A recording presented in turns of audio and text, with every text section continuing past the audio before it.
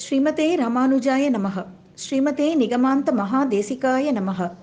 ஸ்ரீமத் அழகிய சிங்கர் திருவடிகளே சரணம். ஸ்ரீமத்யை விஷ்ணு சித்தார்ய மனோநந்தன ஹேதவே நந்தநந்தன சுந்தரியை கோதாயை நித்யமங்கலம். திருப்பாவை பாசுரம் 29.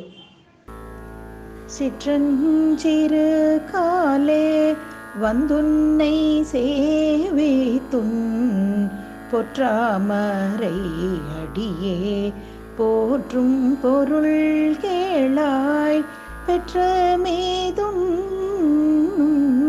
குலத்தில் பிறந்த நீ குற்றேவல் எங்களை கொள்ளாமற் போகாது இற்றை பறை கொள்வான் அன்று காண்கோவிந்தா எற்றைக்கும் ஏழேழ் பிறவிக்கும் உந்தன்னோடு உற்றோமேயாவோம் உனக்கே நாமாட்செய்வோம் மற்றை நம் காமங்கள் மாற்றேலோரெம்பாவாய். இன்றைக்கு நாம அனுபவிக்க இருப்பது 29ஆம் பாசுரம். சிற்றஞ்சிறு காலை வந்துன்னை செவித்தது. இதுதான் மொத்த திருப்பாவையோட சாராம்சம். இதுதான் ஃபைனலா ஃபில்டர்ல இறக்கின ஜூஸ். இதுதான் லாஸ்ட், இதுதான் எசன்ஸ். அப்படியே நமக்கு இத்தனை நாளா எதுக்கோசரம் இந்த ஆயக்குல பெண்மணிகள்லாம் எதுக்கோசரம் இந்த நோன்பு நோத்தா கடைசியில கிருஷ்ணனையே அடையணும், கிருஷ்ணனையே அடையணும், அதுக்கு அவன் தான் உபாயமா இருக்கணும்னு போன பாசுரத்துல சொன்னால. முதல்ல அவன்கிட்ட பறை கேட்டா, உபகரணங்கள்லாம் வேணும்னு கேட்டா, கிருஷ்ணன் கொடுத்தான். அதுக்கப்புறம் இதனால உங்களுக்கு என்ன பலன் கிடைச்சதுன்ற அந்த திருநாட்டு வைபவத்தை தான் பால் சோறுன்ற வரைக்கும் அதெல்லாம் சொல்லி முடிச்சா. அதுக்கப்புறம் நேத்திக்கு பார்த்த பாசுரத்துல என்ன சொன்னா, நீயே எங்களுக்கு உபாயமாக இரு, நாங்க நல்லபடியா எங்களோட ஒரு விஷயத்தை கருதி நாங்க வந்திருக்கோம், அதுக்கோசம் தான் இந்த நோன்பு நோக்கிறோம், எங்களுக்கு ஒரு பெரிய பறை ஒன்று வேணும், அதுக்காக நீயே எங்களுக்கு வழிகாட்டியா இரு, நீயே கதியா உபாயமாக இரு அப்படின்னு சொன்னான். கிருஷ்ணரும் சரி உபாயமாக இருக்கேன்னு சொல்லிட்டாரு. அவர் இப்ப இந்த கோபிகர்கள் திருப்பி கிருஷ்ணன் ஆரம்பிக்கிறான். என்ன கிருஷ்ணா, நாங்க ஏதோ ஒரு உபாயமாக நீ இருன்னு சொன்னோம், நீயும் சரின்னு சொல்லிட்டே, இது அதோட முடியிற விஷயம் இல்ல. நாங்க ஏதோ கேட்டோம், நீ ஏதோ கொடுத்துட்டேன்றதோட இந்த மேட்ரு முடிய போறது இல்ல. நாங்க வந்த நோக்கமே வேற, எங்களோட எண்ணமே வேற. நாங்க கேட்க போறது ஒரு பெரிய பறை. நீயே தான் எங்களுக்கு இப்ப கதியா வேற இருக்க போற, நீயே தான் வழியாவும் இருக்க போற, நீயே தான் பலனாகவும் எங்களுக்கு இருக்க போற, ஒன்னையே அடையணுன்றதுதான் எங்களோட லட்சியம், அதை தான் உங்ககிட்ட வேண்டிட்டு வந்தோம் அப்படின்னு சொல்லிட்டு அவ ஆரம்பிக்கிறான். அப்ப இவ சொல்றா, அந்த மாதிரி இந்த கோபிகைகள்லாம் சொல்றா, நாங்க இவ்வளவு கஷ்டப்பட்டு இவ்வளவு நோன்பு நோத்தது உன்னை அடையறதுக்கோசரம் தான், உனக்கு அடிமை செய்து, உனக்கே தொண்டு செய்து, உன் கூடவே இருக்கணும், உன்னை விட்டு பிரியாம இருக்கணும், உனக்கு கைங்கரியம் பண்ணிட்டே இந்த அனுபவத்துல நாங்க ஈடுபட்டுட்டே இருக்கணும். அந்த திருநாட்டு வைபவத்தை இதுல அப்படியே கண்டினியூ பண்றா, அந்த ஸ்ரீவைகுண்டத்து அனுபவத்தை சொல்றா. உனக்கே நாங்க அடிமைத்தனம் செஞ்சு, உனக்கே தொண்டனா இருந்து உங்களுக்கே நாங்க கைங்கரியம் பண்ணணும், அதை வேண்டிதான் நாங்க வந்திருக்கோம். உங்களுக்கு என்னை பத்தி தெரியாதா கிருஷ்ணா? நாங்கள்லாம் யாரு? சாதா ஆயர்குலத்தை சேர்ந்தவங்க நாங்களாம். எங்களுக்கு தெரிஞ்சதெல்லாம் பசுமாடு. காலம் விடியற் காத்தாலும் எழுந்துப்போம், சிற்றஞ்சிறு காலை வந்துன்னை சேவித்து விடியற் காத்தாலும் எழுந்துப்போம். நீ தான் பரந்தாமன், நீ தான் எங்க பொருட்டு அவதாரம் எடுத்துன்னு வந்திருக்கேன்றது எங்களுக்கு நல்லா தெரியும். எங்களுக்கு கண் கண்ட தெய்வம் நீ தான், எங்க கண்ணாலே வர உன்னை பார்த்துட்டோம் நாங்க, இதை மிஞ்சி எதுவும் கிடையாது. அதனால விடியற் காத்தாலும் எழுந்து உனக்கே பூஜைகள்லாம் செய்து உன் திருவடியே தொழுது இருக்கோம் நாங்க. எங்களுக்கு இதை விட்டா எங்களுக்கு வேற பழப்பு கிடையாது. எங்களுக்கு கிருஷ்ணன் பசுமாடு இதுதான் எங்களை பொறுத்த வரைக்கும் எல்லாமே எங்களுக்கு. அப்படி நாங்க உன் திருவடியை தொழுதுண்டே இருக்கோம். நாங்க ஆயர் குலத்தை சேர்ந்தவங்க, அது உனக்கும் தெரியும், ஏன்னா நீ இந்த குலத்துலதான் உட்காந்துருக்க. பசுமாடுகள்லாம் நாங்க எப்பவுமே பசுமாடுக்கு மேல கண்ணு வச்சுட்டே இருப்போம். அந்த மாடுகள்லாம் ரொம்ப சாப்பிட்டுதான் ஃபர்ஸ்ட் மாட்டோட வயிற்ற பார்ப்போம். மாடு நன்னா சாப்பிட்டுறது, மடி நன்னா நிறைஞ்சிருக்குன்னு தெரிஞ்சதுக்கு அப்புறம் தான் நாங்க உணவு மேல கையே வைப்போம். நாங்க அது அப்படிப்பட்ட குணம் தான் எங்களுக்கு உண்டு கண்ணா. இவ்வளோ எளிமையான வாழ்க்கையை நாங்க வாழறோம் நாங்க. ஆனா இந்த குலத்துல நீ அவதாரம் பண்ணிருக்கியே, எதற்காக? எங்களை போல இருக்கிறவாளை மேன்மைப்படுத்தணும் அப்படின்னு வந்திருக்க. பகைவர்கள்லாம் உலகம் முழுக்க சிதறி கிடக்கா. அத்தனை பகைவர்கள் ஒரே ஸ்ட்ரோக்ல நீ எல்லாரையும் இந்த அவதாரத்துல எல்லாரையும் முடிச்சுட்டு போகணும் தான் நீ வந்திருக்க. நீ உன்னோட அவதார ரகசியம் எங்களுக்கு தெரிஞ்சு போச்சு கண்ணா. எங்களுக்கு நீ சாமானியமானவும் கிடையாது. உன் கூட இத்தனை வருஷமா நாங்க பழகிட்டு இருக்கோம். இப்போ நீ யாருங்கிறது நன்னாவே எங்களுக்கு புரியும். விடமாட்டோம் கண்ணா, இந்த சந்தர்ப்பத்தையும் விடமாட்டோம், உன்னையும் விடமாட்டோம். உன்னை விட்டு நாங்க போகவே மாட்டோம். நீ இல்லாம நாங்க இல்ல, நாங்க இல்லாம நீயும் இல்ல. அதை நல்லா தெரிஞ்சுக்கோ கண்ணா. உன் கூடவே இருப்போம் நாங்க. நீ எங்க போனாலும் உன் கூடவே இருப்போம். எப்படி எந்த நிலையில நீ இருந்தாலும் நாங்க உனக்கு தொண்டு செஞ்சுட்டே இருப்போம். உனக்கு அடிமையாதான் நாங்க இருக்கணும்.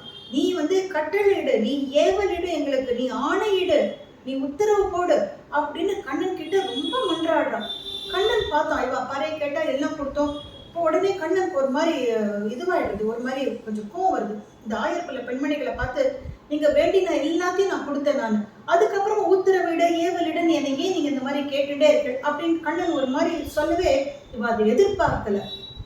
கண்ணன் நம்ம மனோபாவத்தை அறிஞ்சவன், நம்ம எதை நினைச்சுன்னு வந்தோமோ கொடுப்பவனாச்சே, இன்னைக்கு ஏன் கண்ணன் இப்படி பேசுறான், நம்ம மேல ஏன் இப்படி கோபமா இருக்கான் அப்படின்னு சொல்லிட்டு எல்லாரும் மனசளவில் அப்படியே பாதிச்சு போயிட்டா. அப்படியே நம்ம கண்ணன் நம்மள்ட்ட போய் இப்படி போய் கேட்டுட்டானே. நீங்க அப்புறம் கண்ணன் என்ன தெரியுமா சொல்றான், உங்களுக்கு வேணுங்கிறதெல்லாம் கொடுத்தாச்சு, இன்னும் மேற்கொண்டு ஏதாவது வேணும்னா கூட வாங்கிட்டு போங்க அப்படின்ட்டு நம்மள போன்னு சொல்லிட்டாரே கண்ணன். இவனை விட்டா நமக்கு ஏது கதி, வேற எங்க நம்ம போவோம்? நம்ம இவன்கிட்ட பெறாம வேற யாரால அதை கொடுக்க முடியும்? கண்ணனாலே கொடுக்க முடியலன்னா வேற யாராலையும் கொடுக்க முடியாது.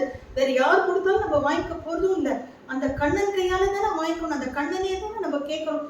ஏன் கண்ணன் நம்மகிட்ட இன்னைக்கு இவ்வளவு கோபமா பேசினான்னு அத்தனை பேரோட சொல்லு செயல் சிந்தனை எல்லாமே கண்ணன் கண்ணன் கண்ணன். எப்படி நம்மாழ்வார்க்கு உண்ணும் சோறு பருகும் நீர் தின்னும் வித்தலை எல்லாம் கண்ணனோ, அதே மாதிரிதான் இந்த 1000 மக்கள் அத்தனை பேருக்குமே ஆணோ பெண்ணோ எல்லாருக்குமே கண்ணா கண்ணா கண்ணாதான். இந்த கண்ணன் நீங்க போங்கோ அப்படின்னு சொன்னோன்னே வளர தாங்க முடியல. எல்லாரோட மனசுலயும் இப்படி கண்ணன் இப்படி பண்ணிட்டானேன்னு எல்லார் மனசு உள்ளயும் அந்தறியாமையா இருக்கிறது அந்த கண்ணன். அவனுக்கு தெரியாத அந்த 1000 பெண்மணிகளோட மன ஓட்டம் இப்ப எப்படி அவ துடிக்கிறான்னு அவளுக்கு தெரியாதா? முதல் 2 பாசுரத்துல என்ன சொன்னான், கண்ணா உன்னோட குணம் சீர் மிகுந்த கோவிந்தா அப்படின்னு, சீர்மை மிகுந்த கோவிந்தா அப்படின்னு அவ்வளோ பாராட்டி கொண்டாடினாலே அவனோட குணத்தை சொல்லி, பகைவர்களையும் வென்று ஜெயிக்கக்கூடிய குணம் கொண்டவனேன்னு சொல்றா. நேத்தே பார்த்த பாசுரத்துல என்ன சொல்றா, குறை ஒன்றும் இல்லாத கோவிந்தா நீ தாராய் பறைன்னு அவ்வளோ நல்லா கொண்டாடினான். இன்னைக்கு அவ என்ன பண்றா, நிர்கதியா நிக்கிறா. ஒரு ஆபத்து சமயம், வேற எந்த கதியும் இல்லை, எல்லாத்தையும் எழுந்துட்டு நின்ன மாதிரி ஒரு நிலைமையில நிக்கிறா. அத்தனை பேர் மனசுலயும் ஒரே எண்ணம். எல்லாரும் என்ன சொல்றா, இந்த கண்ணன் நமக்கு கொடுக்க மாட்டேன்றானா, கண்ணன் கொடுக்காட்டி என்ன, கண்ணனோட நாமமே நமக்கு எல்லாத்தையும் நமக்கு சேர்த்து கொடுத்துரும். கண்ணன் வேற இல்லை, அவன் நாமம் வேற இல்லை. கண்ணனால கொடுக்க முடியாதது அவனோட நாமம் கொடுக்கும். அவனுக்கு பிடிச்சமான நாமம் எது, எந்த நாமத்தை சொன்னா அவன் கட்டுப்படுவான் உடனே, கோவிந்தா தானே. அதனால ஒட்டுமொத்த பேரும் மனசளவுல எல்லாருக்கும் சேம் திங்கிங். அதனால என்ன பண்றா, இந்த தடவை அந்த படபடப்பு, அந்த ஒரு ஆற்றாமை, கண்ணன் கைவிட்டுட்டானே ஆனா அவன் நாம நம்மளை கைவிடாது, அந்த நம்பிக்கை தளர்ச்சி எல்லாமே சேர்ந்து கோவிந்தா கோவிந்தா கோவிந்தா அப்படின்னு எல்லாரும் சேர்ந்து கோவிந்தான்றா. இப்ப இந்த 3வது தருணத்துல அவ, இந்த 3வது பாசுரத்துல அவ சொன்ன கோவிந்த நாம அவளுடைய வெளிப்பாடு என்னன்றது நம்மளால உணர முடியுது.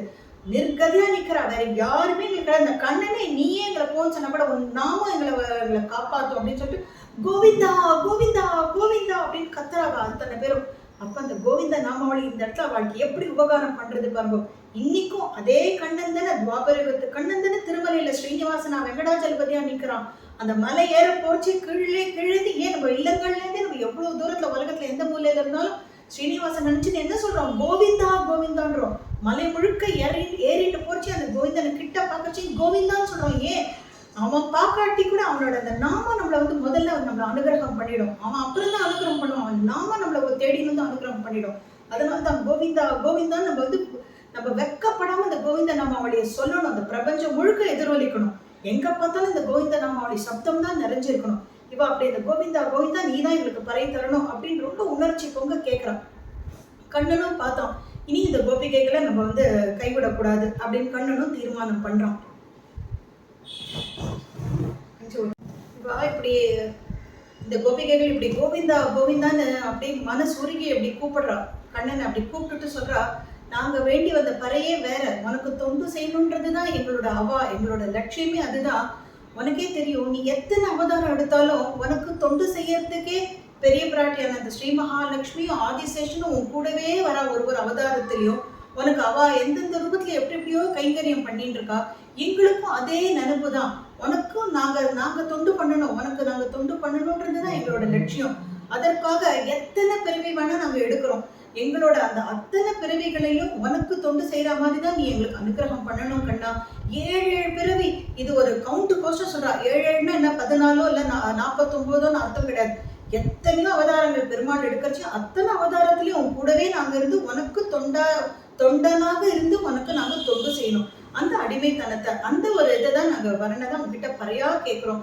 இதுதான் நீ எங்களுக்கு முதல்ல உபாயமாக இருந்த, இப்ப உபயமாவும் நீ தான் இருக்கணும், பலனாவும் உன்னையே கேட்கிறோம், உனக்கு தொண்டு செய்யற அந்த பலனை தான் கேட்கிறோம் கண்ணா அப்படிங்கிறா. இந்த இடத்துல கோபிகைகள் இன்னொன்னையும் சொல்றா. அதாவது நாங்கெல்லாம் உன்னோட சரீரமாச்சே, ஒரு சரீரத்தை பாதுகாக்க வேண்டியது அந்த சரீரத்துக்கு சொந்தக்காரனோட கடமை. இப்ப என் கையில தான் அடிபட்டுன்னா நான் தான் அதுக்கு ஸ்டெப் எடுத்து அதை நான் தான் சரி பண்ணிக்கணும். அது மாதிரி நாங்க எல்லாம் உன்னோட சரீரமாச்சே, அப்ப நீ தான் ரட்சகன், எங்களை பாதுகாக்க வேண்டியது உன்னோட தலையாய கடமையாச்சே கண்ணா, நீ விட்டுவிட மாட்ட. அதனால அவ சொல்ற, எங்களுக்கு எத்தனை ஜென்மம் பிறவை கொடுத்தாலும் வேற எந்த சிந்தனையிலும் எங்களோட மனசு போகாம உன்னையே நினைக்கிற அந்த ஒரு பாக்கியத்தை கொடு, உனக்கு தொண்டு செய்யற அந்த கைங்கரிய பலனையும் எங்களுக்கு கொடு அப்படின்னு கேட்கிறான். இதனால என்ன தெரியுதுனாக்க, அந்த ஸ்ரீவைகுண்டத்துல வா கேட்கிற அந்த ஒரு மோட்ச நிலையை, அந்த சரணாகதி நிலையை தான், கைங்கரிய பிராப்தியை தான் வா கேட்கிறான். பரமாத்மா வேற, எப்பவுமே ஜீவாத்மா வேற, ரெண்டும் ஒண்ணு கிடையாது. பரமாத்மாட்டேன்னு வந்ததுதான் எல்லா ஜீவாத்மாவும். பரமாத்மா கிட்ட போய் ஐக்கியம் ஆகிறதும் கிடையாது, ஒன்னா கலக்க போறதும் கிடையாது. தனியா அவனுக்கு தொண்டு செஞ்சுன்னு இருக்கிற அந்த பர நிலையை தான், அந்த ஒரு உன்னதமான நிலையை தான் இந்த கோபிகைகள் இந்த பாசுரத்துல வேண்டி கேட்கிறான். ஆக மொத்தம் இப்ப அவ கோவிந்தான் இந்த இடத்துல சொன்னது, அவ நிர்கதியா அபலையா நிக்கச்சு சொல்ல வேண்டிய நாமம்னு நல்லா புரிஞ்சுட்டா, அந்த கோவிந்தன் நாமமே நம்மளை காப்பாத்துன்ற அந்த எண்ணத்துலதான் கண்ணன் கிட்ட சொல்றா. கண்ணனு அவ பிரார்த்தனையை நல்லா ஏத்துண்டு அவ என்ன வரன் கேட்டாலும் அந்த கைங்கரிய பிராப்தி இவாளுக்கு கண்ணனும் கொடுத்துட்டான். இதுதான் இந்த பாசுரத்தோட எசன்ஸ், நிறைவு பகுதி. அதனால இவ இந்த பூலோகத்துல அந்த கண்ணனுக்கு கூடவே இருந்து அவனோட குழுமத்திலேயே இருந்து அவனுக்கு எப்படி கைங்கரியம் பண்ணுவாளோ அதே மாதிரி இந்த கண்ணன் கிட்ட சரணாகதி, ஒரு தகுந்த ஆச்சாரியன் மூலமா சரணாகதி பண்ணவாளுக்கு, முக்தாத்மாக்கு அந்த ஒரு கைங்கரிய பிராப்தி பெருமாள் அந்த ஸ்ரீவைகுண்டத்திலையும் தருவான். அப்படிங்கிறது தான் இந்த பாசுரத்தோட ஒரு சாராம்சமே இதுதான். இந்த பாசுரங்கள் எல்லாம் சேவிக்கிறதுனால என்னென்ன பலன் வரப்போகுதுங்கிறது நாளைய இறுதி பாசுரத்துல நம்ம தெரிஞ்சுக்க போறோம். இந்த கோவிந்த நாமாவளி 3 சந்தர்ப்பத்துல 3 டிஃப்ரெண்ட் நிலைகள்ல அவ எப்படி பிரயோகம் பண்ணான்றதும் பார்த்துட்டோம்.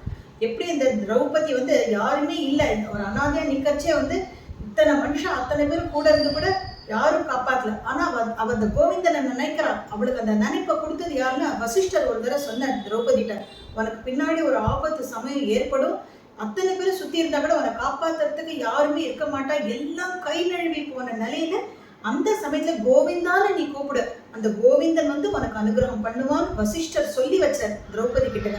அது கடைசியில மனசுல அந்த ஒரு எண்ணமும் கரெக்டா திரௌபதிக்கு கரெக்டா கிளிக் ஆச்சு.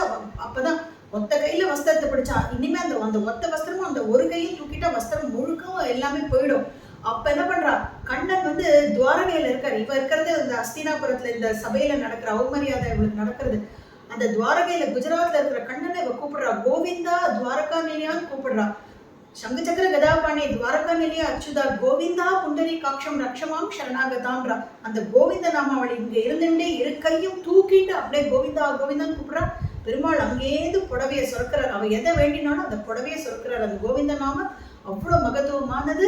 அதனால எல்லாரும் எப்பவும் கோவிந்த நாமத்தை சொல்லிண்டே இருக்கணும்ன்றது நம்மளோட ஆச்சாரியர் நமக்கு காமிச்சு கொடுத்த ஒரு நல்ல வழிமுறை. நமக்கு எல்லாரும் அதை பின்பற்றணும்னு சொல்றோம். அதனால இந்த கோவிந்தன்றது இந்த இடத்துல என்னன்னா, இது கோவுன இந்திரியம். அந்த கோவிந்தன் அப்படின்னாக்க இந்திரியங்கள் எல்லாம் தன் வசமாக்கி இந்திரியங்களை ஆட்சிப்படுத்துபவர் அப்படின்ற அர்த்தத்துலதான் கோவிந்தன். அதே மாதிரி உபாயமும் நீயே உபயமும் நீயேன்ற மாதிரி கடைசியில இறுதியா அதை சொல்லியிருக்கா. அவ கேட்டு அந்த பறை கைங்கரிய பிராப்தி, அடிமைத்தனம், அவனுக்கே தொண்டு செய்யணுன்றது அதையும் கிருஷ்ணன் அவளுக்கு அனுகிரகம் பண்ணான். இதுதான் திருப்பாவையோட சாராம்சம். இன்னைக்கு நன்னா அனுபவிச்சோம். நாளைக்கு 30ஆம் பாசுரம். இதெல்லாம் சொல்றதுனால என்ன பலன்னு ஆண்டாளும் சொல்லியிருக்கா, பின்னாடி வந்த ஆச்சாரிய புருஷாலும் எடுத்து நமக்கு காமிச்சிருக்கா. அது என்ன விசேஷம்ன்றதை நாளைக்கு அனுபவிக்கலாம். ஸ்ரீ ஆண்டாள் ரங்கவந்தார் திருவடிகளே சரணம்.